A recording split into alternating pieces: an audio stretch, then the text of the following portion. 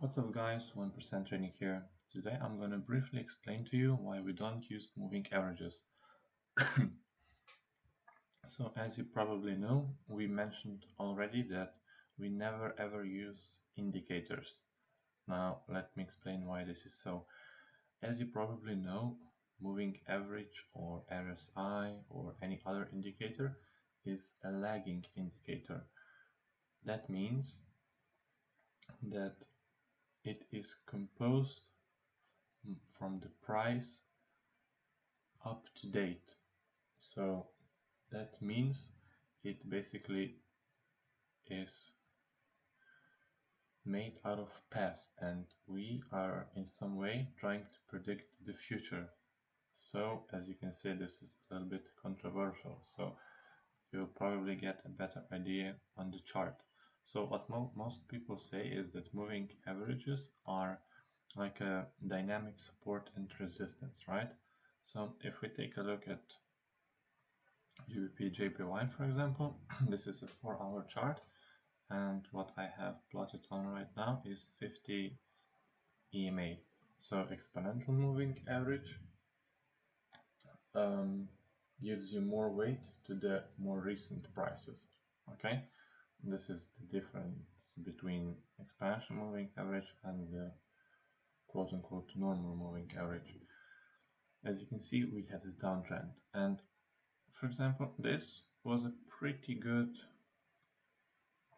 dynamic resistance, right? So the price came up, spiked into the moving average, and then went lower. So those people that are trading with moving averages, they would probably show you something like that and say, oh, you see, this is such a good indicator because it shows you that you need to sell. Okay, let's take a look.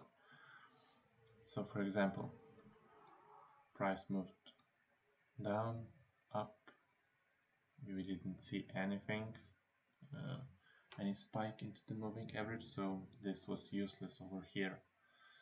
Price came up, okay, a little bit up as well, and then we have an engulfing here right on the moving average. So you would say, okay, this must be a sign.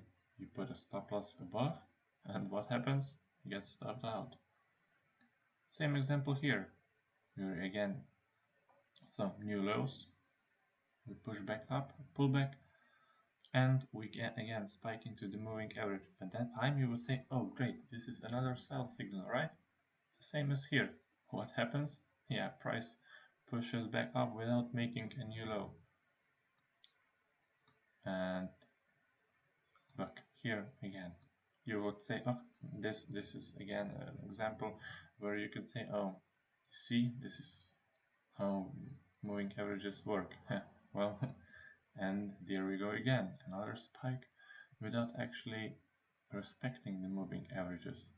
If you would just look at the price action, you wouldn't take the trades here, for example, or here. You would understand that we need to go a little bit higher and then short it. For example, we had a very nice flag formation right here, and we had some support that turned into resistance here, so we'd definitely be selling here and not here.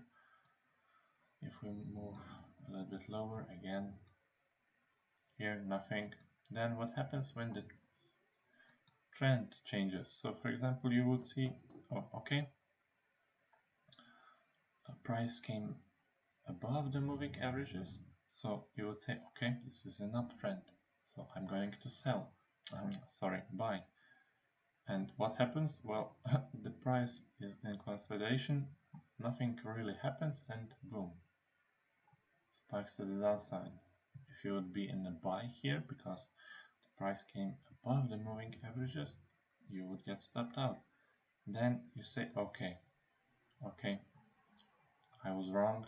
Now it's the price is back below the moving average. Let me go short. And what happens? The price spikes back to the upside. Whereas if you would only be looking at the pure price action, you wouldn't have any of these problems. This was a beautiful double bottom. You would understand what the price is actually telling us. You would look at the daily this was such a beautiful buy, and you wouldn't have any problems with it.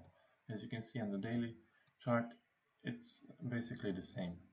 You would miss all of this because you didn't have any spikes to the moving average. Yes, of course, it could give you a sign, okay, this is a downtrend, but you don't need a moving average to tell you that this is a downtrend. You get the idea. And I wouldn't even go as far as explaining why RSI and MACD and all the other indicators are not good, because most people already realize that this is not the way, and the majority now, only if they stick with indicators, they stick with moving averages. So I just wanted to break this myth as well. So if you remove all the moving averages and all other indicators, I believe this is the best thing you can do to become consistent and to make consistent profits in this market. It gives you clarity and you see everything that you need to see without any distractions, and you always can keep calm. And also, one big thing that I need to mention is, let's say you enter a sell or buy based on a signal, quote unquote, because moving average or RSI told you to sell. What if the price actually does the opposite? How are you going to get better with this strategy? Because let's say that the moving average, I don't know, it doesn't even matter, told us or gave us the signal to sell, I don't know, here, and the price went up.